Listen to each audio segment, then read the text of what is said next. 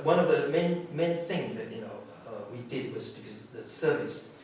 Before my job here as a logistic provider, I was in the tourism, which is service, and logistics the same thing. Because can you imagine you give your goods to me to deliver? When something wrong, when something is wrong, something goes wrong, what do? You want to know what happened. When there is a typhoon, when there is a recession, when there is a volcano with ashes, what do? You have to find out how you're going to do it. I'll give you a very good example. It took place last Friday. We had 2 containers that were stolen, and those containers belong to ASUS. Each container is worth $500,000 US. There were 24 containers included the same chassis with 1 truck. And the truck driver was a little bit careless.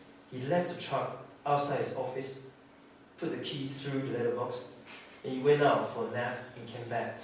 He picked up the truck about 12 o'clock, he came back about 3 o'clock, the truck was gone. Has $1 million US worth of goods gone. Of course he panicked. First thing he did, he called the trucking company, the owner. Of course he was panicking, so he called us. What we did was we sent someone over to talk to them and find out exactly what happened.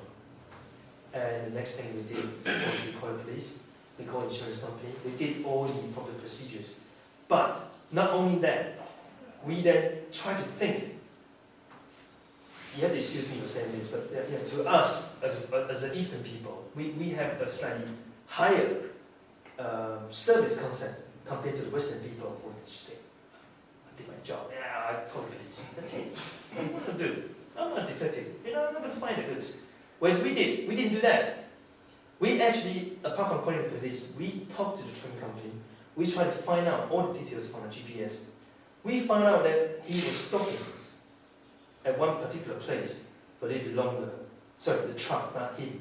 The truck was stopping somewhere at 2 o'clock for about 1 hour. Of course, then we followed. The police says, it's not our job, you guys want to play detective, you go ahead. Well, I thought that you're a detective. So anyway, so we did. We went there. And we realized it's an industry area. So our people, which is were 2 of our men, plus 3 of the trucking company's people, they spread out and they looked through the industrial area. They looked through the window, looked through the letterbox slot, and one of my people actually managed to see a warehouse locked with lots of loose cartons in there and pallets, and he just happened to see ASUS. So immediately we called the police, and the police came, and then of course they called the Office of Justice, and I asked for a warrant that we were allowed to break in, to call the locksmiths, all these procedures. Anyway, after 3-4 hours, they got the locksmiths, opened it up, they went there. Voila! It's not all. And altogether it was 826 boxes originally in the 2 containers. They managed to find 700. Hey, still a lot. Was the truck driver fired? No, the truck driver was with us all the time. Okay. I mean, he was a little bit careless, of course. But he promised that he's no longer going to leave his truck. He's going to stick to the truck, glue himself to the truck to make sure that nothing like that happens anymore. But the good thing is, at least we found it. And as soon as we found it, again, we asked for a warrant they asked for a forensic team to come there or to go there, and then do all this fingerprint, those procedures. And once everything's done, then they pick every single box and they count every single thing. And we have packing lists as always. So we went through the packing list, we discovered we found 700 out of the 826.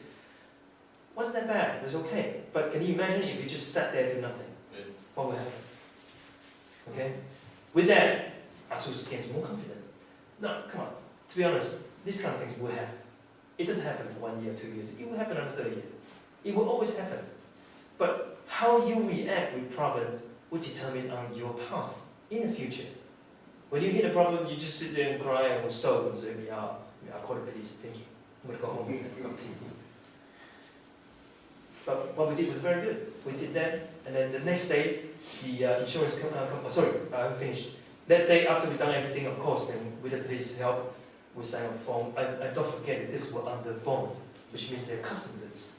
The tax, the VAT, were not paid. 1 million tax is only close to 200,000. Not much. Still, someone has to pay for that. So we get everybody involved to sign the release, and our people, it was a trucking company, know everything, came to our warehouse, discharge everything. The whole damn thing happened in the early hours. By the time they finished, it was 11 o'clock at night. You tell me that is standard service, I'll say it's good. You see, I'm not trying to bullshit that how good we are. I'm trying to tell you that if you want to be successful, you can't just sit there and do nothing. You really have to push it. You have to think, what do I do? What do I do?